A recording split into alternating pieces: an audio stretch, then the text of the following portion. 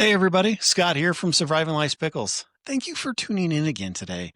We really appreciate all the love and support we get from each and every one of you. Today, we've been asked a lot of questions over the last few weeks about IFS, about therapy, because we've talked about it on a few different episodes.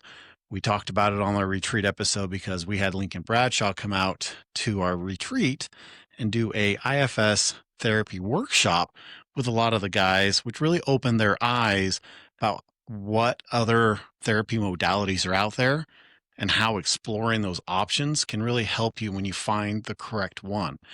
I mean, one big thing that came out of that retreat was so many guys said, I always thought therapy would be something completely different. Now I'm interested. A handful of those guys have started doing therapy after they had this workshop with Lincoln. So we've had people ask, and what we decided we wanted to do this week is we are going to re-air one of our older episodes with Lincoln Bradshaw as he talks about IFS and therapy and the different modalities and how it can help you and a little bit more insight about what's available out there. This episode is our #1 episode on our channel. We've had so many great responses from it, but we really felt it was a good need to put it up at the top of the list again for those people who are trying to find it and to remind people that there are options out there. We really love this episode. Lincoln is one of our favorite people. He is now currently my therapist and a few of my friends' therapists. So, everybody, thank you for tuning in. If you have not heard this episode before, really listen to it. Enjoy the information that Lincoln has to share from you and really think about what other options are out there for you as far as therapy goes. And listen to how we talk about it and how it's helped me in my journey get here. If you've heard this episode before, we would love you to listen to it again because, as a lot of things we do in life, as you listen or read or revisit trainings or different things, you always learn something new the next time you hear it or the next time you read that. So please take the time today to listen to this episode again and all the amazing things we talk about. We appreciate every single one of you. We are so thankful for all of your support, all of you reaching out, asking questions about this, and that's why we felt the need to revisit this one this week. Next week, we've got an amazing episode that we're going to dive into the construction and safety manufacturing world with a risk management expert and her personal story of why she does what she does. So don't forget to tune in next week, but enjoy this episode again with Lincoln and the stories and conversations that we have about therapy and internal family systems. Thank you. We love you. And don't forget, you're a big deal. Welcome back, everybody, to the next episode of Surviving Life's Pickles. I'm Scott Martin. And I'm Hillary, and we're so excited to be here today. Yeah, everybody, it's a beautiful spring morning in Utah today. Lincoln, we should be out riding our bikes today instead of sitting here, huh? I agree. Maybe. Yeah. So everybody, I've got Lincoln Bradshaw here today. He is a therapist with Koru Wellness. And what is the other practice you work at as well, Lincoln? Well, actually, I haven't told you this, but I'm opening my own practice. Okay. Oh, So awesome. just right now, it's just called Lincoln Bradshaw Counseling. I love it. I love it. So we're going to put it out to the world today and fill your schedule, right? If anybody's interested. Yeah, absolutely.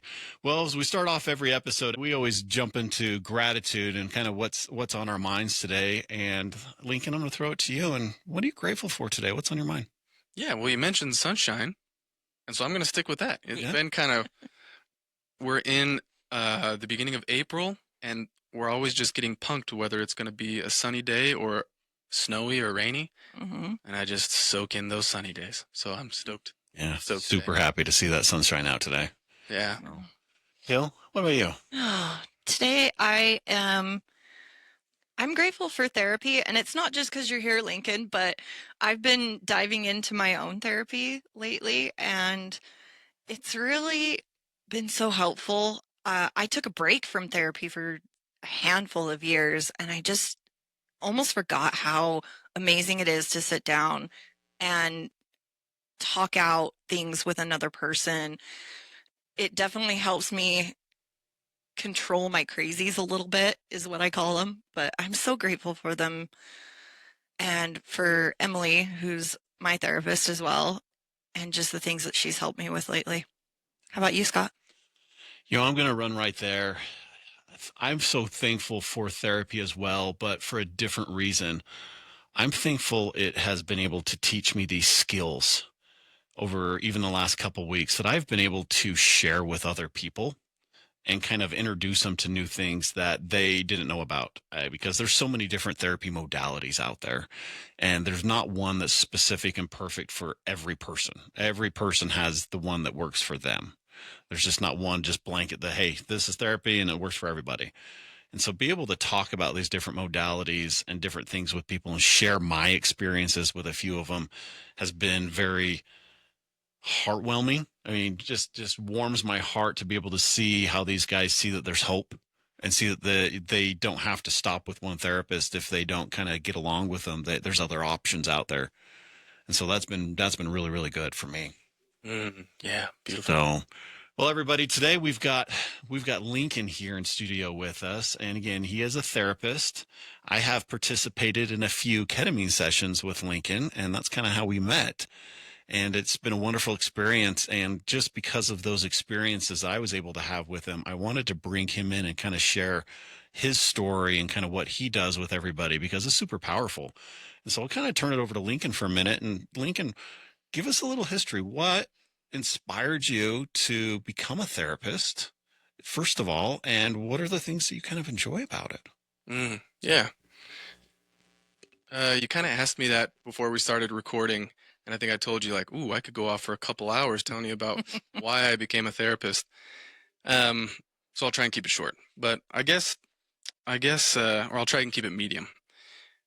I think, the therapy modality that I practice is called internal family systems therapy, or IFS, and we'll dive into that some more. But it's basically the idea that we're made up of parts.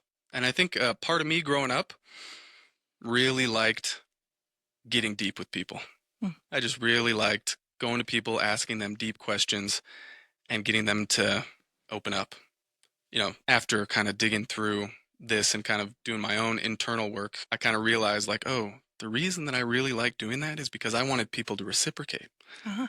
I wanted people to kind of ask me those questions to get the things that were kind of down deep within me to kind of come out.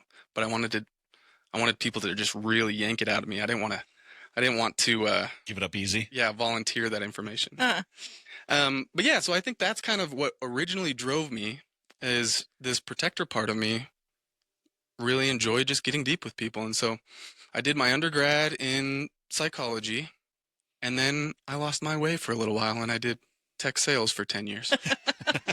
Oh no. Well, that'll take anybody to change their ways, right? Yeah, that's exactly right.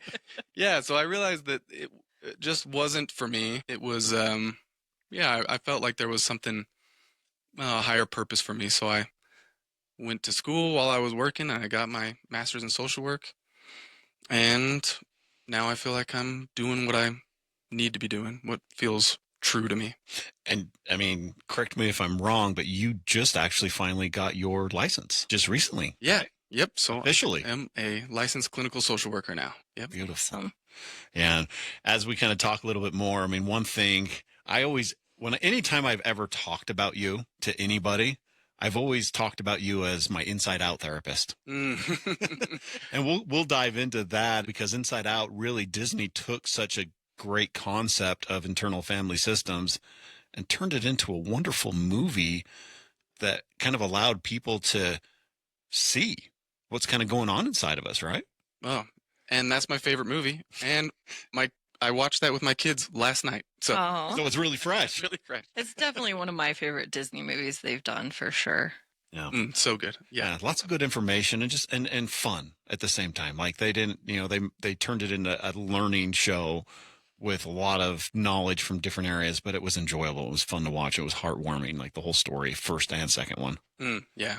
Yeah. Love it. Yeah. Well, you said you're opening your practice now, and you do participate over at Koru doing some ketamine therapy as well. So that's one specialty that you do as well. Tell me a little bit about that. What inspired you? What drove you down a little bit to kind of explore the ketamine therapy side of things as you were getting licensed and finishing school? Yeah. Yeah. So I was introduced to the idea of psychedelic assisted therapy through a podcast, Tim Ferriss podcast. Okay.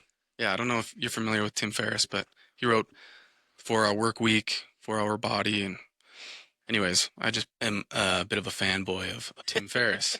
And so he had people on his podcast, people like, there's a guy named Michael Pollan and people like Sam Harris. And Michael Pollan, he wrote a book called How to Change Your Mind. Yeah, that really resonated with me because I think one of the things that I got frustrated in the mental health field is that so many people are suffering and we're not having a lot of success in reducing that suffering. Hmm. And here was a thing that was introduced to me where it's like, here's psychedelic assisted psychotherapy, people described as like 12 years of therapy in 8 hours. And I was like, well, that sounds good. Right. Streamline the process. Yeah. And streamline the process. And what happened was as I got more and more interested in that, I was put in touch with somebody who could help me in my own journey of healing and doing psychedelic assisted therapy. Trying to decide how much I should talk about this right now. Yeah, what I'll say is this: I was able to do some psychedelic assisted therapy with a really, really qualified professional. It helped me break down some walls that were there, and I was like, okay, this is what I want to dedicate my life to. So it's your own personal experience that kind of drove you. It helped you. It benefited your own mental health. So it drove you to want to share that with others. Yep, absolutely. Okay. Absolutely. I mean, on that same note, I mean, that's why we're all three sitting here today. Yeah. Is because I want to share all those experiences and different things that I've gone through and help people through that. I haven't gone to the extent that you have and gone back to school and got a master's degree and all that stuff, but this is our form, kind of the same line. You were part of some of those early journeys and early therapy sessions with me, and it impacted me so immensely. Like you say, 8 hours, a lifetime of therapy in 8 hours. I mean, that's a true statement. Like, you can process certain things so quickly and easily because your body is not holding you back. It's not restricting you when you're in that space. Yeah. Well, you've been on a rocket ship. So, I mean, ever since It kind of has. and yeah, both of you have been on this rocket ship through this healing journey. And my journey has been a much slower pace. And so kudos to both of you for the journey that y'all have been on and for the dedication you have to helping others. I think it's just amazing. Yeah, we appreciate it. And we appreciate you being part of it. So, yeah, thank you. Well, let's talk a little bit about the big reason we wanted to sit down today, and that's internal family systems. It's been around for a long time. There's a lot of people who have done it, but it hasn't really been talked about, I guess, mainstream as much. I don't think, it's not one of these modalities that you hear about all the time until really just recently. And maybe it's just because I've been in it and I've been more aware to it, but it's being talked about a lot in our I Love You Bro groups. It's been talked a lot about. I've heard it on a couple other podcasts. So I feel like it's out there and it's really incredible. And so Richard Schwartz is kind of the father of internal family systems in a way. Like, he's kind of one of the ones that brought it more mainstream. Is that a good way to say it, Lincoln? Yeah, the way that he describes it is he stumbled upon it. So yeah, he doesn't claim to be the person who invented it, but he's kind of the person who, as he says, kind of stumbled upon it as he was kind of finding his way professionally, and has popularized it. Yeah. I mean, he's just brought it more awareness, I guess, maybe a good way. Yeah. And everybody, we'll put these notes in the podcast, but it's Richard Schwartz, and he has an amazing book that's called No Bad Parts. And we'll kind of get into that here in a little bit, but it's a phenomenal book. I recommend, if you want it, to get the hard copy and listen to it, because there's exercises and different really cool things in that book for anybody who's very interested in learning more about what we're going to talk about here today. So, yeah. Well, tell us a little bit about internal family systems, Lincoln. What is it? Yeah. What is it? Yeah. for nobody who's heard about it before. Yeah. So internal family systems therapy it's a therapy modality, but it's also kind of a paradigm for how to view your life. Okay. So a lot of people take it outside of the therapy room and think of it, more than that. Mm-hmm. It's just a way to think about how we exist in the world. And the idea is that we're made up of different parts. Mm-hmm. So a lot of people might resonate with this idea that we're made up of different parts. Maybe there's a part of me that says, "Ooh, I really want to eat a donut," and another part of me that says, "Don't eat that donut." Okay. Or there's a part that says, like, "Okay, let's get up, let's get out of bed, let's be productive, let's get things done," and another part that says, "No, just no." Yeah, that's most of my parts. Yeah, yeah. I just lay in bed. It's so nice here. Very common. We call it a polarization, where these two parts that are kind of seemingly at ends with each other, where it's just like, hey, okay, let's do this, let's do this. Another part, like, we're gonna just not move. Yeah. Yeah. So I'll talk about the different parts and the different category of parts. So we have these different parts, and there's these different categories of parts. Most of our parts we call protector parts. Mhm. These are parts of us that are trying to protect us. They're trying to do the right thing by protecting us in certain ways. So with the protectors, they could protect you from like trauma that's happened so you don't have to relive it. Correct? Mm-hmm. They could protect you from a situation by inducing fear so that make you aware of a situation. Would that be another way to describe a protector a little bit? Yeah.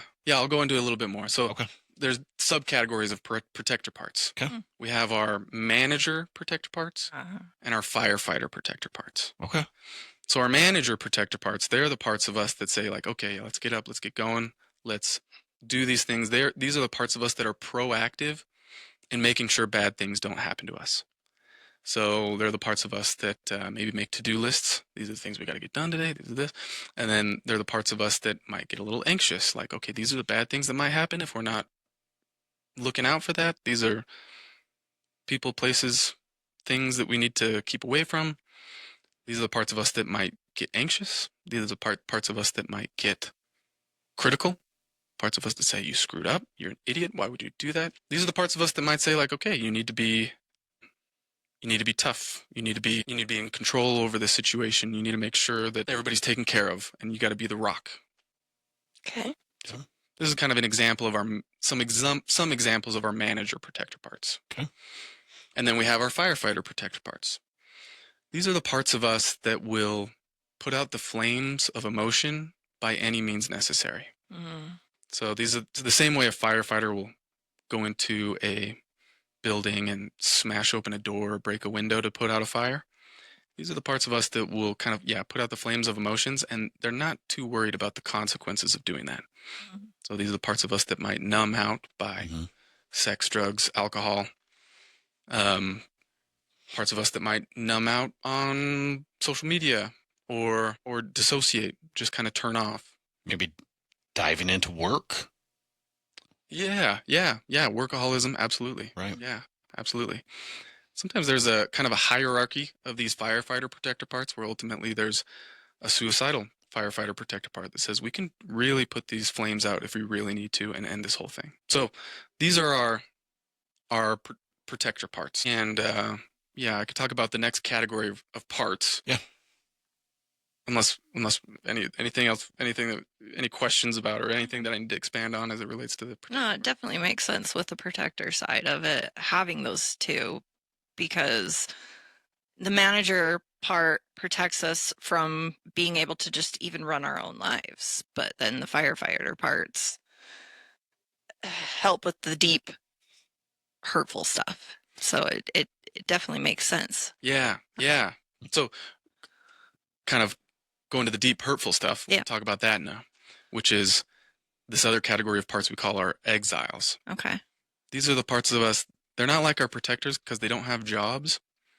And these parts of us at one point were young children, carefree, creative, compassionate, and connected little children. And then something happened to them that was outside of their control.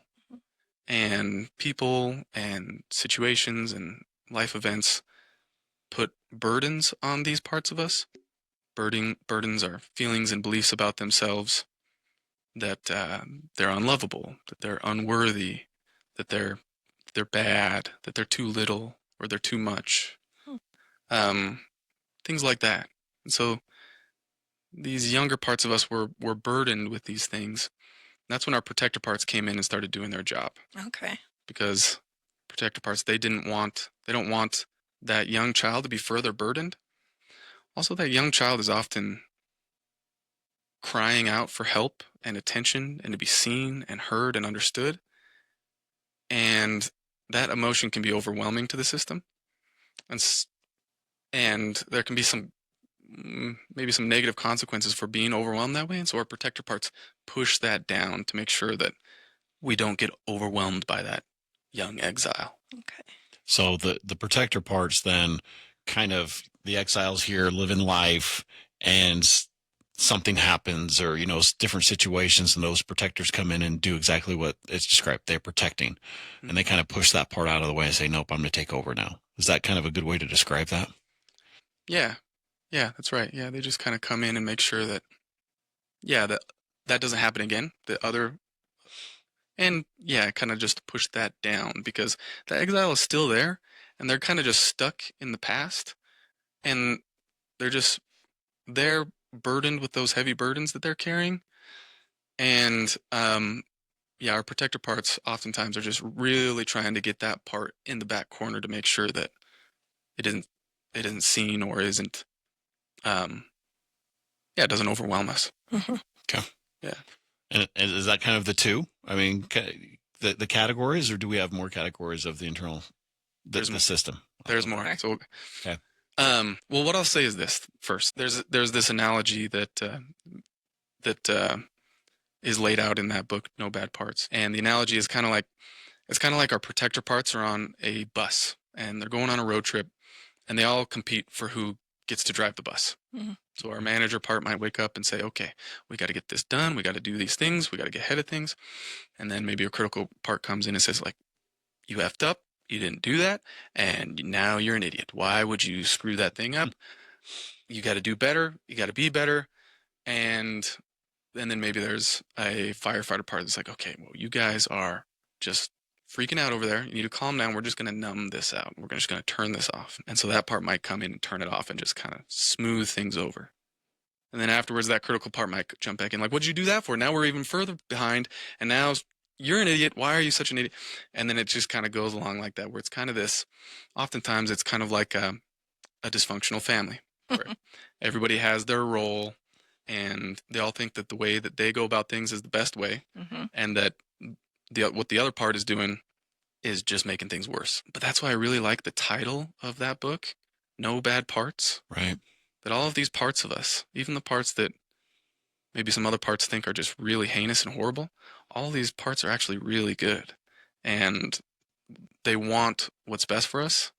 And they're trying the best they know how to do what's best for us and to help us. The problem is these parts of us are kind of like parentified children. I don't know if you've heard the term parentified, but it's the idea that in a family system, sometimes a child takes on the role of an adult. Okay. So in some family systems, maybe that child has to provide financially for the family because their family is struggling financially. Or maybe that child at a young age has to provide emotionally for a family, where sometimes the parents are emotionally immature, Mm-hmm. and they go to the child for a shoulder to cry on. And that doesn't really leave space for The child. to cry on their parent's shoulder. Yeah. And so the child kind of takes on that parent role. And that happens in our internal family as well, Mm-hmm. where sometimes these parts of us that say like, okay, you got to step up, you got to be the man of the house, or you got to whatever their roles are. They took on these roles at a really young age, and they're often unequipped for doing that at that age. And so they feel like they have to be extreme in the way they go about their job. And with those different extremes that our parts are experiencing, they all kind of just butt heads with each other. So then there is the self. There is the you who is not a part. There is the core of who you are, your true self.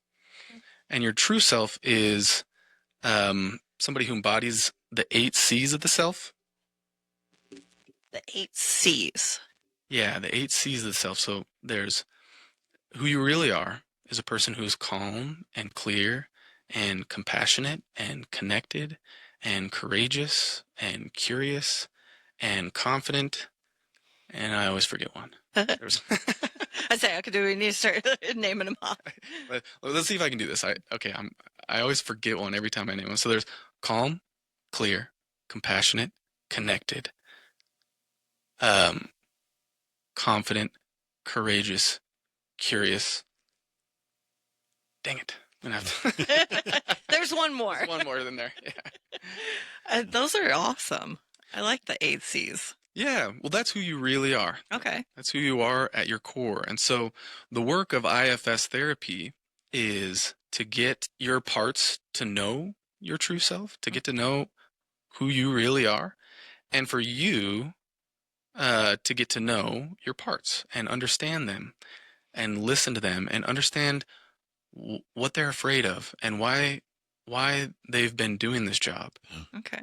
Also understand how old they are. Sometimes it's really revealing to just go to these parts, ask them how old they are, and to discover that they're oftentimes in the single digits in terms of how old they are. And as you get to know these parts, and as these parts get to know you, you can build trust. Trust is built between the two of you. And as that trust is built, you can get permission from these protector parts to go to these younger exiled parts. And as you go to those younger exiled parts, you can listen to them and understand what they're really going through and what their burdens are and how they've been carrying those burdens. And after witnessing them, you can help them unburden from those burdens that they're carrying. And after they're able to unburden, you can bring in those protector parts, let them see that unburdened exiled child, and they can go and do the jobs that they would rather do. Oftentimes these protector parts don't want to be doing what they're doing, but they feel like they have to. And so these protector parts can then go back to doing what they would rather be doing. And there can be more harmony in the system. And you can be led from a place of self rather than from a place of a part that is afraid. So yeah, that's the goal of IFS therapy. Well, and if anybody listened to my story, the first part, towards the end, Emily was talking about that, and she had said something along the lines of that she could see myself shining through now. Like she could see more of myself just being there. Like I didn't have all these different pieces that were kind of holding me back, and I've kind of broken through some of those barriers and got some of my parts now working together instead of against each other. Yeah. And that's been a beautiful, beautiful thing for me as I've been working on this and learning about it. And this really brings up now, I think as we were talking a little bit about this, I kind of want to share some of my work that I've done just to kind of, I guess, open people's eyes and see what it's really kind of about and how it's affected what I've been working on, and have Hillary kind of talk about what she's seen from her point of view as these things have been happening. And I guess the first one is in my third ketamine session, and you were there for this one. We came out of it, and during that session, I was able to see all of my parts. I got to see, this guy over here doing this guy over here doing this. One that stands out is I got to see the guy cooking dinner, dancing in the kitchen, rolling around, playing on the floor with the kids. I got to see the younger kid who was taking care of his sister. Like I got to see all of these parts during that. And I was able to say, I like this one, and I like this one, and I like this one, and kind of grab onto those parts. And as I was doing that, the other ones who had been more prominent, the protector firefighters, kind of released a little bit and says, okay, we'll let's let you be this person. Let's let you have this. It's okay. We can feel this. And during that session, I was able just to kind of work through, see all those different parts of me, pick the ones that I wanted. And as I came out, I was like, I felt just kind of this relief. One is because all of a sudden all these parts are now, hey, let's hang out together. Like I felt more complete. I felt like I knew who I was. I had a different view of myself, and I had a path of this is where I want to go.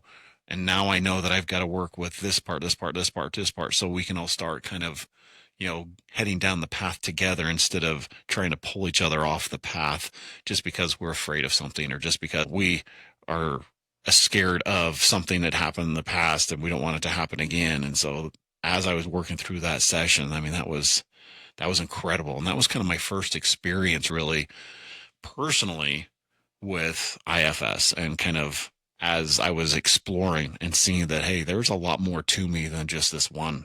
It's just not me. It's all these different situations, all these different things have made me who I am. And during that time, it's realizing to have compassion for those parts, to thank those parts for what they've done. Thank you for protecting me. Thank you for what you've done. Thank you for letting me experience this pain. But now I'm going to learn from this. You don't have to protect me anymore from this pain because I've experienced it. I've worked through it, and you've shown me how to do that. And now it's okay to let me live. Now it's okay to let me kind of out of this cocoon, I guess is a good way to say it, and open my wings and kind of fly again, because now I've worked through what they were protecting me from. And I'm okay with it. And they're okay with it because they've seen that, hey, he can handle this now. Yeah. Yeah. Yeah. What I'm hearing you say is that in this ketamine experience, you were able to connect with self. I'm hearing you say that there was these memories of being with your kids, of dancing in the kitchen, of playing. And there's also, I mentioned that the 5 or the 8 C's of the self. There's also 5 P's, and I'm not gonna get these all right either. but there's persistent and present and playful and persistent. And my rule is that I always forget one. So there's one more. But yeah, what I'm hearing you say is that you were able to connect with that self, to bring back those memories of all those times that you were in that self energy, and your protector parts were able to just relax for a little bit and step back. And that's one of the beautiful things of ketamine therapy, is for whatever reason, it just kind of allows our protector parts to relax for a little bit, and the core of who we are becomes more at the forefront. And our parts can see that. They can see who you really are. And when they're able to see that, then there's trust built, and they can kind of relax a little bit, knowing that the adult is there, that they don't have to be the adult. Yeah.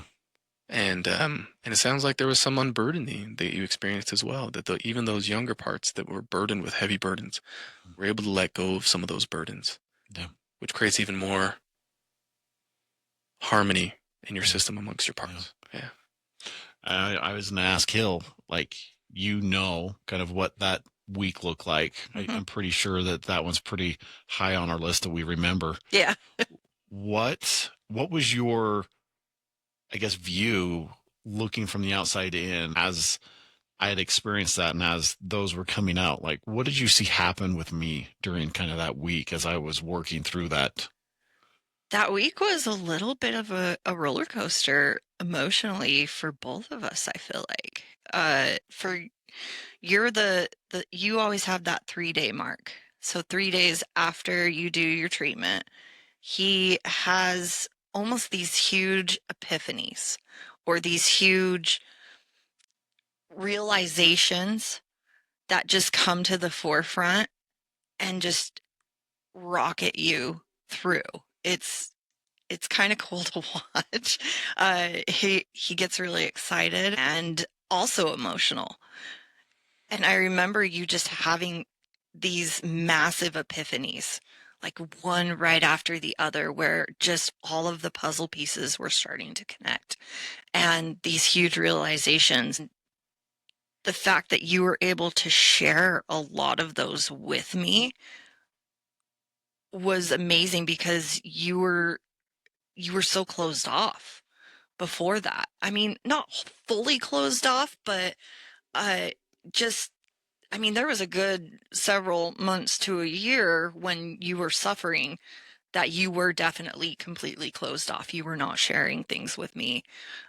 You were stuck in your shame and I think your guilt. And so it was so relieving to feel like I had my husband back. I had this person that we can connect on a deeper level and that we can share what is going on with us. And I felt like I had that back. And for every session that you had after that, there was even more and more and more that was coming to the forefront. You were calmer. You were more serene. You were more just connected to yourself, to me, to your family, all of those things. Yeah, and I think one thing in that session is we talked about naming our parts. Mm-hmm. And I remember a few of us in that group had names for some of our parts. One that has stuck, and you might laugh at this, one that has stuck with me is Francis. Mm-hmm. So Francis, to me, is my chaos part. Mm-hmm. Like just playful, out of control, just wants to go, go, go, just chaos. And so now here as a family, Francis is a now family name. If anybody gets crazy in our house, we ask them if their Francis is showing. Yeah. But I remember that was really powerful when we talked about is actually giving the name, that the part's a name.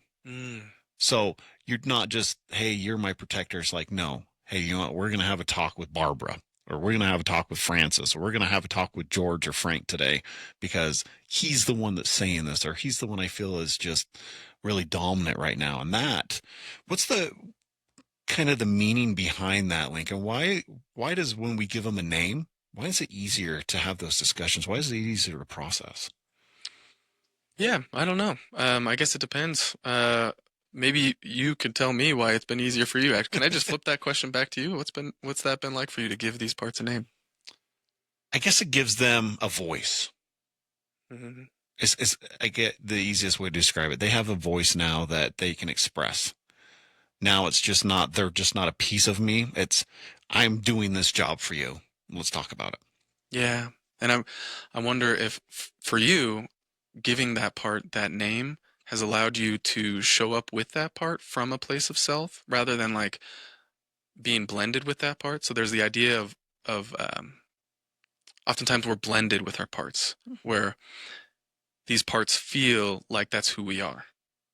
That oh, I am just this person that does this behavior, and that's just who I am. And one of the first steps that we take in IFS therapy is asking those parts if they're willing to unblend from us. We just ask them. Sometimes they say no, and that's okay. But sometimes they are able to unblend, and we can be with that part from a place of self rather than being that part, if that makes sense. Yeah. And if we're with that part from a place of self, we can be with that part from a place of compassion and curiosity. Like, oh, here's Francis here. What is it? How are you trying to help Francis? And what are you afraid would happen if you didn't do these things? And that can be really revealing to ask that part those kinds of questions. Yeah. And it's really just being open and vulnerable with yourself to kind of vocalize internally those questions, right? I mean, that's a big part of IFS therapy is the vulnerability with yourself and the vulnerability of opening these doors that possibly you haven't opened before. Yeah, and well, what I'll say is this: is sometimes these parts aren't ready to be vulnerable, and it is not the role of IFS therapy to force these parts to be vulnerable. Sometimes we can check in with these parts, and they're like, "No, we're not going to do this right now," and we roll with that. We're not forcing these parts to push past what they're uncomfortable with. but we're just curious what their Actual role is. yeah, we'll be curious what their role is and if they do want to share. Mm. And there may be other parts that, oftentimes we'll spend time with a part and other parts come in and try and shut that part down, and we just follow that. So that's kind of the beauty, I think, of this therapy modality is there's no we just follow with what's present instead of forcing something that parts feel uncomfortable with. I also like it because my role as a therapist kind of takes the pressure off me, to be honest, because because I'm not I don't claim to be an expert in somebody else's life story. I don't have more intelligence or wisdom than the person sitting in the room with me. Mhm. But what I get to do is I have some familiarity with this model, and I've been trained in this model, and I can kind of hold people's hands as they walk through this model and do their own healing work. And I just get to be kind of a compassionate witness as they heal themselves. Kind of their guide. Yeah. Yeah. You kind of have the roadmap. They're the ones walking it, and you can give the suggestions as you're going down. You can take this path or this path or this path and kind of help them. Yeah, and the goal is to help help people get in their own self energy, and when they're able to do that, then they take the reins. Right. Then they know how to heal their own internal Right. parts. Yeah. So something that keeps coming to my mind is the split personality side of it, which I know is more of an extreme side of the internal family systems. I don't know why it keeps coming to the forefront, but the movie Split, Yeah. if you're familiar with it, there's a man that has these extreme split personalities. He's named all of them, and they all have the different roles in his life. He's got the child and the protector and the monster and all of these different parts of him. And I think that movie is actually a very good explanation of one, split personalities, but they don't actually explain that it is the internal family systems idea of that. Hmm. On the extreme side, how does that come about? Yeah. So there's this, I don't know if you've heard of the DSM, but the DSM is this manual that therapists use to diagnose people. Mm-hmm. And one of the diagnoses in there is dissociative identity disorder, or DID, Uh-huh. which used to be called, did it used to be called split personality disorder? Is there another, what was the other thing that used to be called? Anyways, there was this kind of way of pathologizing this, and the way that I guess an IFS approach to that kind of diagnosis would be is that somebody with DID is somebody who has a lot of extreme trauma, Uh-huh. and their protector parts became extremely polarized. Mm. And so they became these protector parts became Dominant. very dominant and very polarized against each other, where these parts, They're constantly fighting against each other. yeah, When you were saying with driving the bus, they're constantly fighting to drive the bus. yeah, Is that a good? yeah. So it's kind of like that. And somebody that, has DID, the IFS way of approaching them is just the idea that they're like, well, their trauma is really significant and their parts are really extreme. Yeah. That's another thing about IFS is it's non-pathologizing. So diagnosing is not something that I focus on a lot. The way I conceptualize diagnosing is just the idea that, like, oh, there's been these traumatic events in this person's life, and these protector parts reacted in the the best way that they knew how, or the way that really was appropriate for that time, to keep them alive. And then that part just kind of is stuck in the past that way. Yeah. But diagnosing isn't something that I spend a lot of time on. More just curiosity about why that protector part needs to act that extreme. The other question I had, so when you're in a hardcore addiction, your body shuts down and your brain shuts down to the natural, I'm going to mess this up, but fight or flight and survival mode. Mm-hmm. Is that part of internal family systems of that survivor, the survival mode, the fight or flight? Is that the same idea as internal family systems, or is that something completely different? Yeah. So your question is when somebody's in a hardcore addiction Yeah. and say they're strung out on heroin or something like that, then their fight or flight capacities aren't available. Is that? Yeah. Yeah. So what is usually the cause of shutting down into just survival mode? And is that part of the internal family system Yeah. part? Well, let me know if I'm answering this question correctly, but what I would say is that the part that engages in addiction or the part that engages in hardcore addiction is a really scared firefighter part. Okay. Because you also mentioned that the suicidal thoughts are are the firefighter part as well. Yeah. Yeah. So in a sense, it's almost you trying to shut yourself down from those emotions, from those feelings, and the firefighter parts are taking over. Yeah. Yeah. That's right. Okay. Yeah. Well, Exactly. Yeah. Well, I think with your question, that kind of leads into something we talked about. And um, what I'd like to do now, Lincoln, is kind of just walk through a scenario with you. I've kind of talked to Hillary about this. I have personally kind of worked through this already, with Emily and doing some other work myself. But this is a huge example of her question and how our protector parts take over. And then we can kind of talk about how the experience was working through this with me through IFS and how it's kind of impacted me.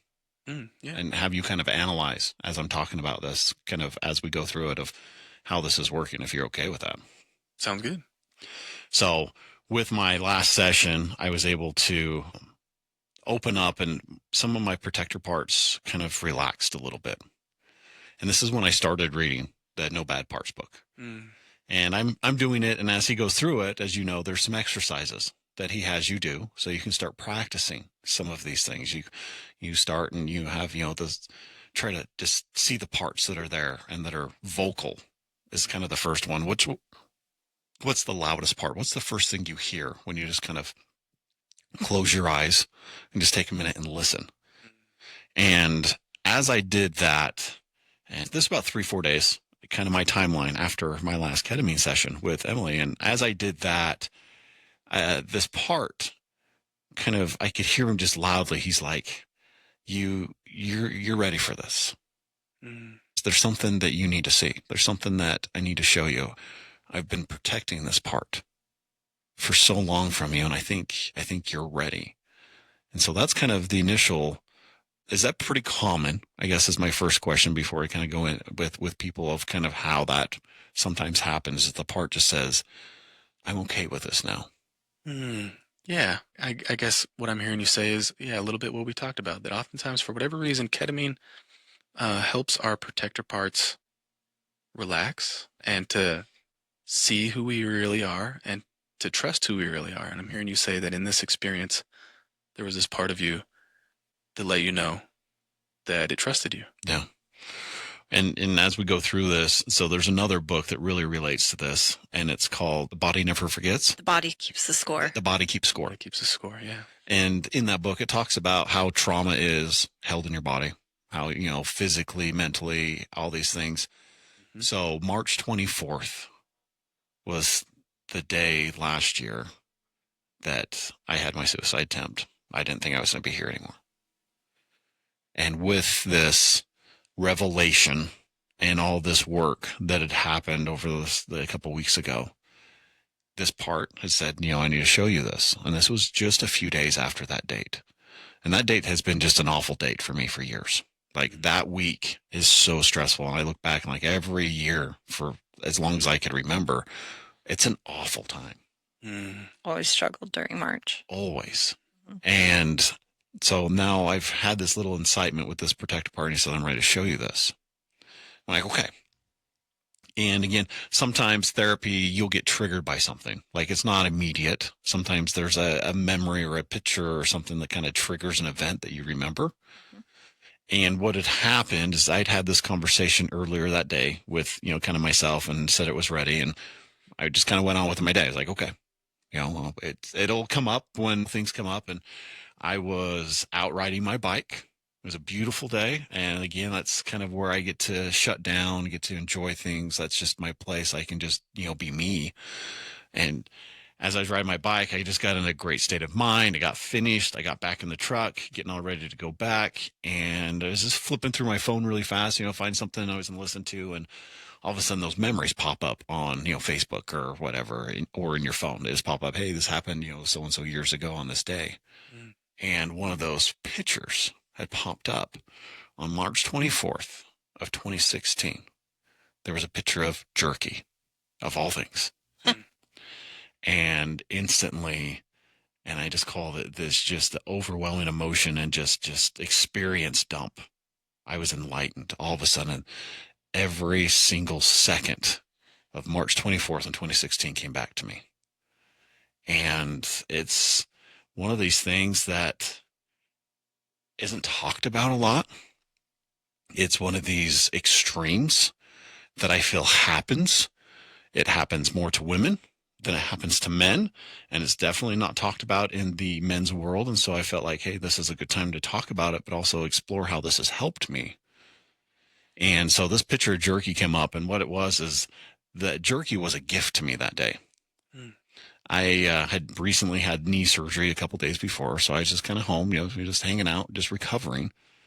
And I had some, I thought they were friends at the time, come over and hang out with me. And my wife at the current time went to work that night, and these friends, which were female, were just going to hang out, make sure I was okay, and just kind of take care of me for the night. And the one left, the one stayed.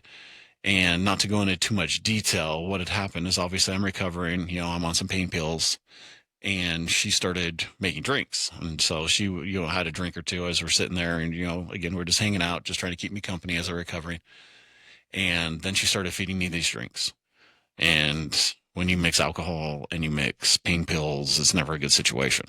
Mm. And what had happened is that continued and continued and continued. And I remember very vividly calling a friend of mine and saying, I'm in a bad situation. I don't like where this is going. And again, this is all memories that are coming up. I remember that. And they're like, well, I'm not in a situation I can help you.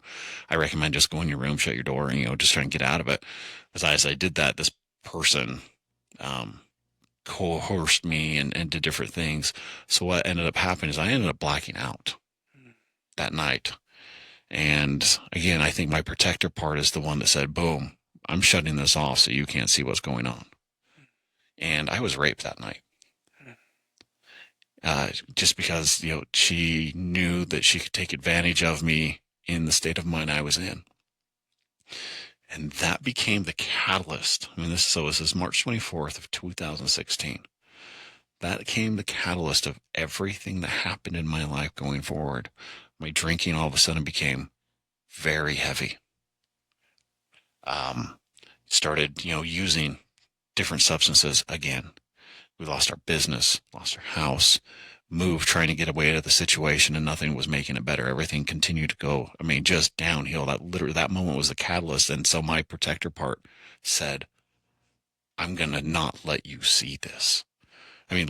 Literally, Lincoln, I did not remember that this had happened until just a couple of weeks ago as this. And now looking back, I was aware of parts of it during that time, but the more I kind of got through it, the more my protective part started taking over and erasing or blocking a lot of that memory. And that's, for me, a very good example of what has happened with how my protective parts have taken over and pushed me into, hey, we're going to numb this because we don't want you to feel this pain. So I guess kind of my question now, so I've got to this point and I've worked through this. I'm very comfortable. I'm sharing this. I'm very comfortable with the situation. I understand what happened. I understand that it wasn't my fault. I understand now that my protector was really trying to keep that pain away from me. Didn't want me to feel all that pain, feel all that hurt, feel all that shame of what had happened. I think the shame is the biggest component of that. But as I'm talking about this, I'd like to have, what's your thoughts of how I was kind of being able to work through that?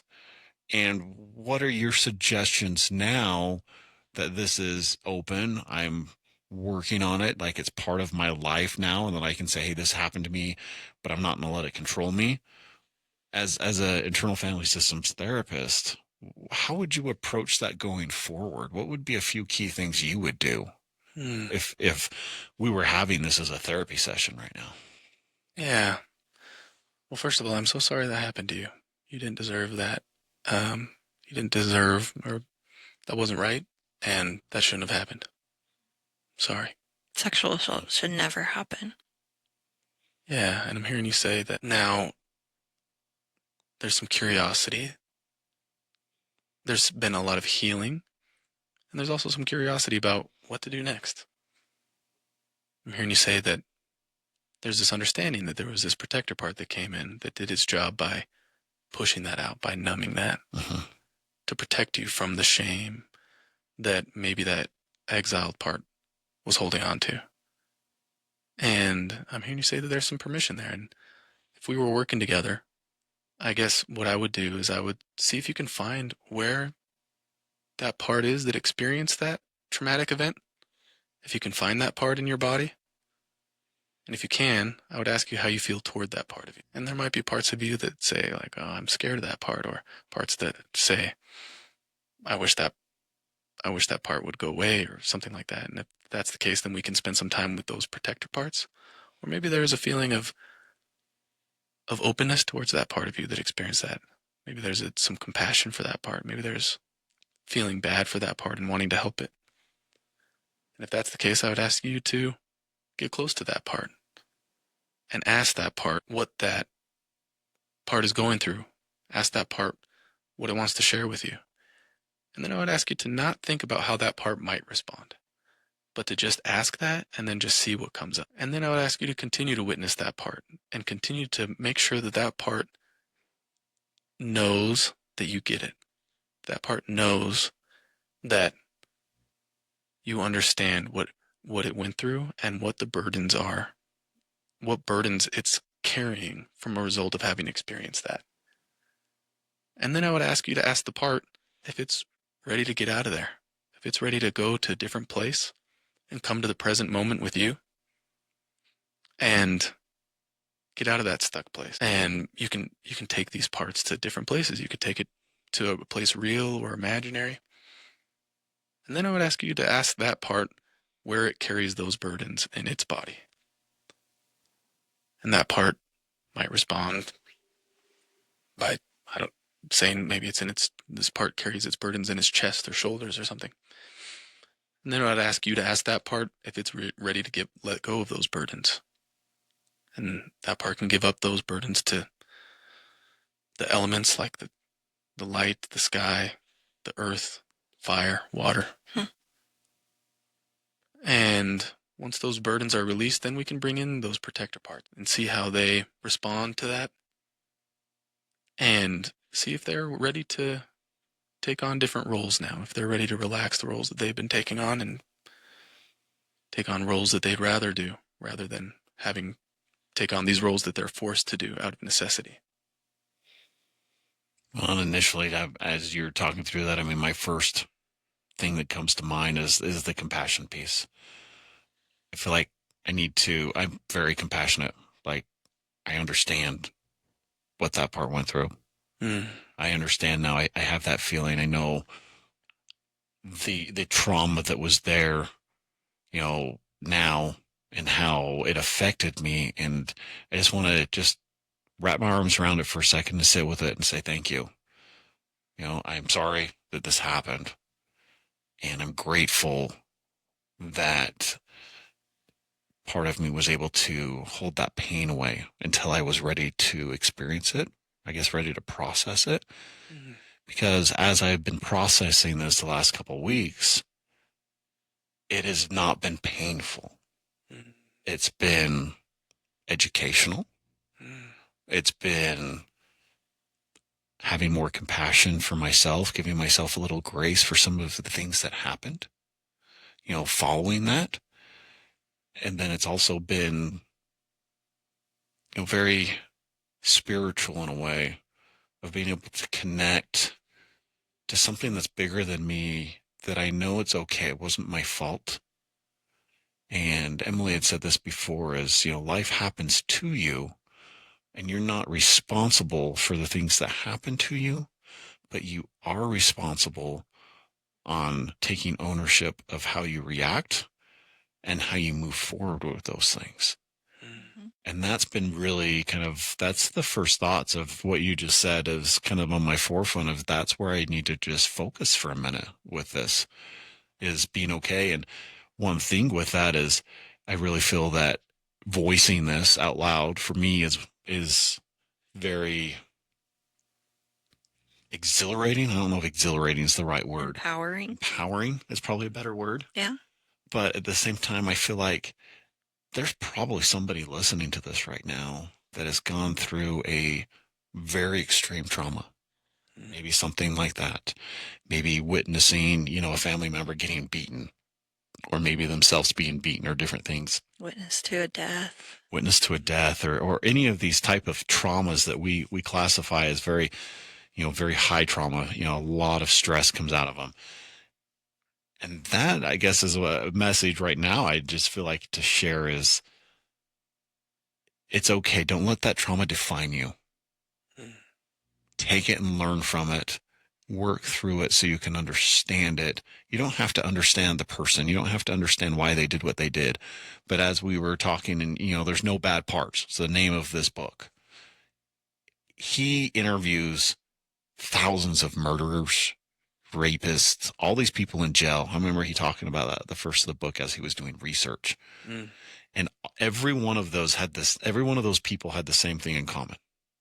They all had a protector part, like you said, that had been polarized to an extreme where they had to take on this extreme level of protection because something bad had happened to them. And that's really kind of what takes people's into that realm. Like nobody is a bad person. We're not born babies and come out with, knives or hatchets or guns in our hands. We have no bad intentions when we come into this world. It's the experiences that happen to us that kind of form who we are. And if we have these massive, horrible experiences and we don't have the tools to deal with them, then these protectors take over and take it to the complete extreme. And so I guess that's one really amazing thing about internal family systems for me now and for therapy is it's giving all these extra tools that weren't available or I didn't have available before.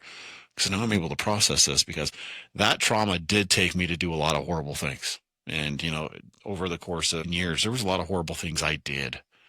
But now looking back at it, that was the reason that all these things kind of came to fruition is because the parts of me didn't want me to experience that trauma and they were trying to keep me as far away from that as possible. And unfortunately, it was, involved trauma to other people. And that's typically what happens when you experience a lot of that stuff from what I've learned with internal family systems. Yeah. When you're saying that, it made me think about another book with another really good title, which is Oprah. She wrote a book, and I forgot the name of the co-author, but they wrote a book, and it's called What Happened to You? Hmm. And a lot of the premise of the book is we often ask ourselves the question, what's wrong with me? When that's not the right question. The better question is, what happened to me? And I guess I would take that a step further is, and if I were to use, IFS language is, what happened to these parts of me? And there's an idea there that these parts of me have been damaged or have been burdened. But as you were talking about your story and how you've been healing through this, I'm hearing you say that you're able to be with those parts and not be overwhelmed with those parts and not take on the burdens of shame and other burdens from those parts. And you're able to just be with these parts with compassion, which is another really amazing discovery in IFS, is that the idea that our true selves can't be damaged. That who we are at our core is a person who's whole and not able to be damaged. And this work is not about building ourselves up to be something that we should be, but it's the idea that we already are that person. We already are whole. And the work is just helping those parts of us that need help and that kind of get in the way of being our true selves to be able to be healed and relaxed so that we can be who we already are. I'm curious. So with certain people, some traumas that happen to them, for Scott's story, for example, you black it out or you shut it down or you push it away versus my own experience in a trauma that I experienced, it rather than blacking it out, it was an alarm clock that happened during this traumatic experience. I had a roommate that had overdosed and died, and we were doing CPR, and he had several alarm clocks going on in the house. And unfortunately, the alarm clock was a trigger for me. And for me, for months and months and months, almost even a couple of years after that, every time I heard an alarm clock, I would go into a panic attack and immediately be taken back to that. So how is it that with some traumas and people, they can black it out, but some people, it's like that immediate trigger? Like, is that, I don't know. Yeah. What's the difference between those? First of all, I'm so sorry you experienced that. I've done a lot of work with it, so yeah. I can sit with it now. But it did take me a long time, that just hearing an alarm clock. I still don't really like alarm clocks, but yeah. yeah, it triggers that. But I did do a lot of EMDR to help with that and whatnot. But yeah, it just makes me curious as to why some people shut down and some people don't, but immediately their body just goes into panic mode. Yeah. Well, I guess the way that I would conceptualize that is, we call that an exile jailbreak. Okay. Where, oftentimes our parts are trying to push these parts down, and, the emotion of that experience and the intensity of that experience is not something that is healthy to be felt all the time. Yeah. And so these protector parts of us just will push that down, but then there can be something that triggers that exiled part that allows it to break through those protector parts. Yeah. And that's how I would conceptualize what people call PTSD. Yeah. Or panic attacks. Yeah, because we see that a lot with like veterans, even having panic attacks, hear a gunshot or fireworks or things like that, and they're immediately taken back to the traumatic situation that they experienced during war, during the things that they had gone through while they were serving our countries. So yeah, it's interesting that some people can just block, just that their protectors will just completely push it away, and then some almost even a disassociation from their self, and they come out the childlike. Is that the part that is reacting? Yeah, and not necessarily all of our exiles are children. We can have exiles that are older as well that experience these traumatic things. But yeah, how I would conceptualize that is that, there's this part that is experiencing this thing that really maybe needed somebody to be there for them and to help them through that. And those parts are screaming out for help and screaming out to be seen and heard and understood and to be held. And I'm hearing you say that you had that experience where this part would jump through in an alarm clock when you heard an alarm clock.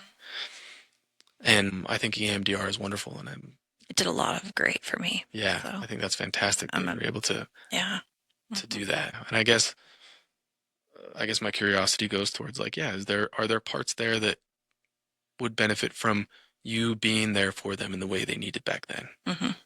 If that Yeah. makes sense. Yeah. Yeah. So I've got a question for you. Mhm. As we've been talking about this, and you did say, kind of one reason you're doing therapy and the types of therapy you're doing now was driven because of your personal experiences and how it helped you. But since you've been in the therapy world and working with clients, is there a moment or a situation that's come up that just stands out that was incredible, that you were able to really help somebody, that maybe you would want to share how that felt or maybe what that experience kind of was, because it kind of solidified you and what you were doing, that this is what you want to do. Without breaking HIPAA. Right. Yeah, of course. Yeah, I was gonna say that all the time, and yeah, I definitely need to be need to respect people's confidentiality, so I'm not gonna be specific. Um, but all the time that it is um I'm blown away by how deep this work gets, by how people really have conversations with these parts. When I was first learning this and I was first asking people to have conversations with parts of them, I was really surprised that they were getting answers from parts of them that they were surprised by. Oh, So, where, I would ask them to like, okay, can you talk to this part and ask it what its job is? And they'd be like, oh, this part, I didn't understand that this part has been protecting me this way. And I would ask them, oh, can you ask this part now how old this part thinks you are? Like, this part just told me that it thinks I'm 7 years old. And I was like, oh, really? Oh, geez. I'm blown away that you're able to have these internal conversations so palpably. Like, there really are these conversations that are happening internally. And experiencing people get permission from their protected parts and go to these exiled parts and unburden them from, because they're, some people are these exiled parts and these protector parts have been, they're 8 years old and they've been stuck that way for 40 years sometimes. And when they're able to allow these parts to get out of that stuck place, um, it's incredible and deeply spiritual, and healing happens. And I am so honored to be a witness of that, because again, my role is to just kind of be a compassionate witness as people do this work and to kind of help them to walk through this modality. But for the most part, I just have the great blessing of being with them as they do that. And it's a great way to spend an afternoon. I'm curious. Wonderful. I'm curious. Have you heard of the empty chair therapy? Yeah. That kind of reminds me of the internal family systems. I actually have done empty chair therapy and I've witnessed it. My work has done quite a bit with the empty chair therapy as well. For those that aren't familiar with it, it's very similar. You're talking to an empty chair, but you're almost pulling that other part out and talking to that part as itself. Mm-hmm. I remember when I did it, it was similar. They asked me, how old is this person? How old is this part of Hillary that you're talking to? Yeah. Going back into childhood, what happened to them at this time? How did they feel? Things like that. What is your opinion about empty chair therapy? Yeah, it's very similar. Mhm. Yeah, very similar. The only difference is I don't have an empty chair. No. But yeah, that's the Yeah. Gestalt empty chair technique, which I think probably IFS took from that. Yeah. Well, I think in Dr. Schwartz's book, there's a chapter that he says that he's been in therapy sessions where he's got like 10 chairs set up, that this person kept moving chairs and having more conversations. If I remember right, I think that was in the first of that book. He was saying that that's kind of how things started for him as he was exploring it. Yeah, exactly. Yeah, that's right. So yeah, very. And how was that for you? It was good. At first it felt a little wonky. I'll admit it. It felt odd. I think I was a little reserved to it. Maybe I wasn't ready for it, and I thought it was just kind of cuckoo. I'm talking to my 7-year-old self. Like, I don't feel like this is helping. But later on, looking back on it, and seeing a handful of people go through it as well, I see the benefits to it. Mm, So, yeah. yeah. And by the way, that's very common that oftentimes like, okay, can you talk to this part? And they'll be like, this is some woo-woo, Yeah. weird witchy stuff. I just don't think I was super open to it at the time. So, Well, yeah, so oftentimes people have a very logical, analytical part yeah. that they're blended with. And so to do this kind of thing that feels a little bit woo-wooey, Mm-hmm. we first need to spend some time with that analytical part and address how is that analytical part helping you? How has that been beneficial? Also, how does that analytical part sometimes maybe get in the way? And is there some Oh. help we can give to that part? See, I wish my therapist would have said that, would have engaged that during the time. It was in a group therapy, so I think it was I was the example Mhm. that they were trying to portray of how this modality works. But I wish they would have, because I remember even saying, I feel like this is stupid. Yeah. So I wish they would have kind of gone back to that. Why is your analytical part saying that this is stupid? Yeah, So, and understand, you know, we're not trying to push past the analytical part. We're trying to understand the did I say political? The analytical part. yeah. Yeah. Yeah. So, Yeah. That's a very good way to look at it. so as we kind of wrap up here, Lincoln, I've got a question that's been on my mind. We've talked about a lot of stuff. We kind of walked through a scenario that I had. We've talked about why you do this. We've talked about the internal family system modality. But as people are listening, what are a couple items that you would recommend? I mean, we've talked about Dr. Schwartz's book, No Bad Parts. But if people are curious, they're interested in internal family systems, they think that maybe this is something that could help them. Is there some resources or possibly some tools that you would recommend for them to maybe start exploring this other than reaching out to you and sitting in a chair with you? Well, yeah. I want to highlight again that book, No Bad Parts. There's also another book that I've been recommending that people have been finding maybe even more approachable, which is just the book Introduction to Internal Family Systems. Okay.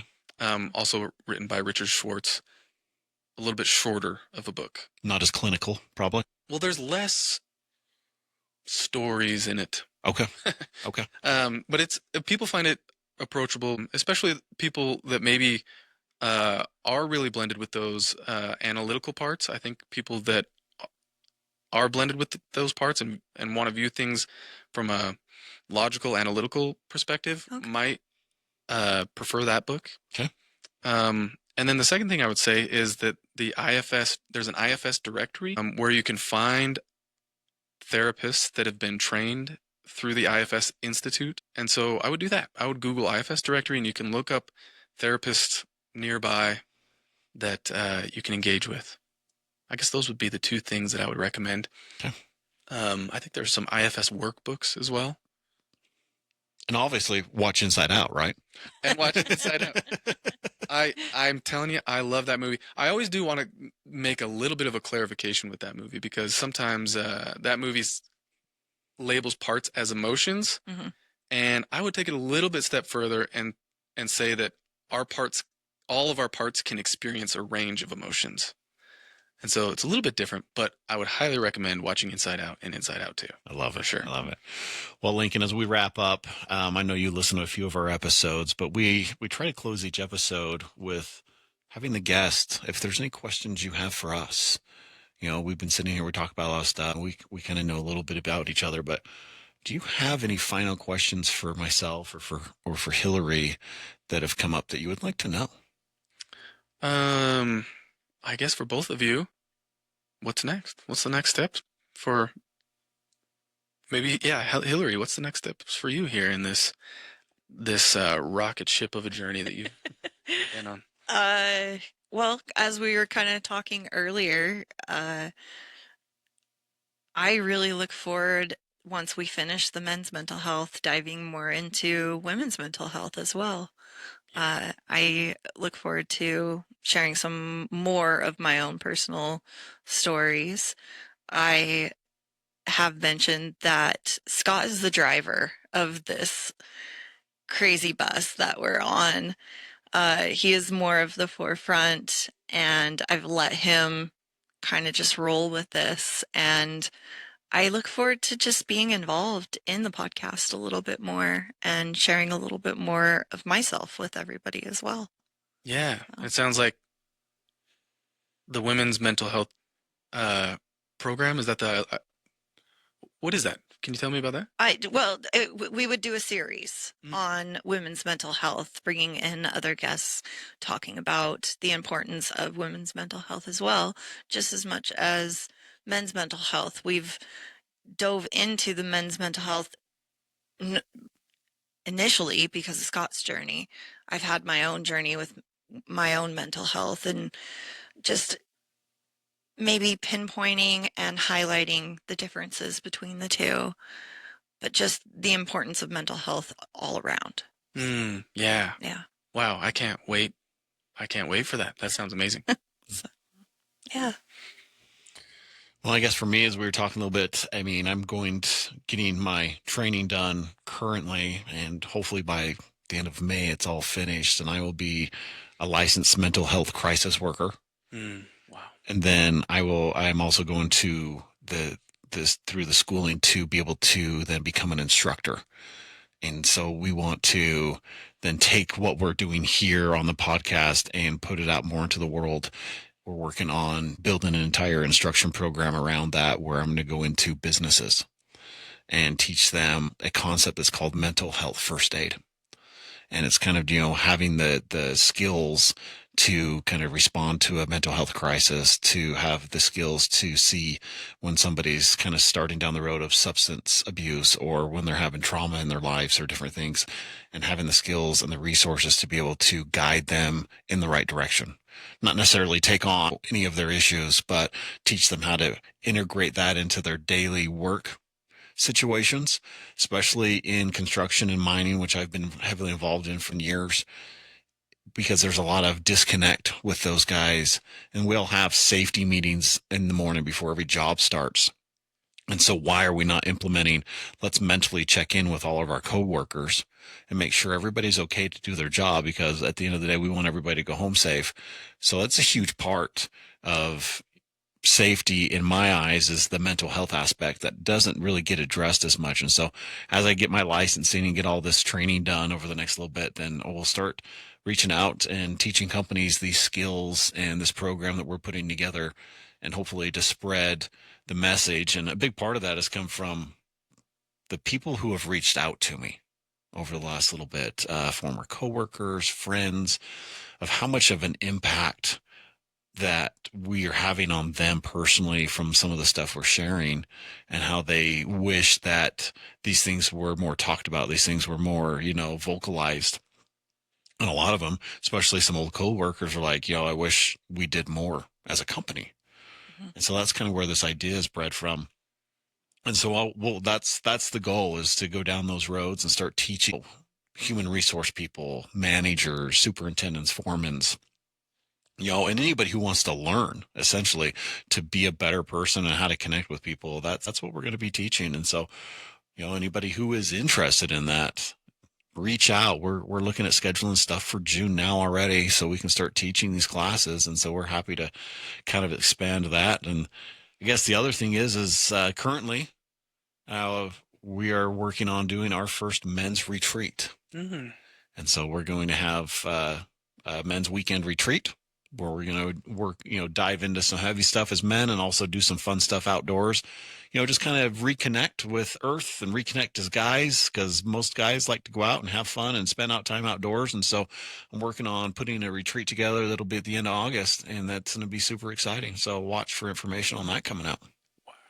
Wow. Beautiful. So needed. And I'm so glad that, you are spreading these healing, the availability of healing to a place where maybe the group of people that you're spending time with aren't aware, or are oftentimes afraid of seeking out healing. And so, fantastic. Well, Lincoln, thank you so much. This was wonderful. I hope that everybody has enjoyed it as much as we have in learning about internal family systems.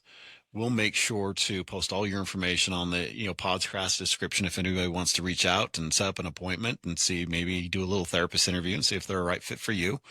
Also, remember, Lincoln does work over at Koru doing ketamine assisted therapy as well, so he can help you with that. Remember, everybody, we couldn't do this without you. Your support, your comments are huge in spreading the word with our podcast. You sharing our links when we share them are huge with getting the word out. We always, talk about this, but please, if there's somebody in your life that you feel like needs to hear this, if there's somebody you come across, share one of the episodes that hit with you. Pass on the message. Let them kind of hear the struggles, hear the triumphs, and hear how the people we've had here on the show have overcome their obstacles in life and just become amazing human beings. We've had so many good people on the show, and we will continue. So again, thank you for tuning in to Surviving Life's Pickles. We love all of you, and we hope you have a wonderful day.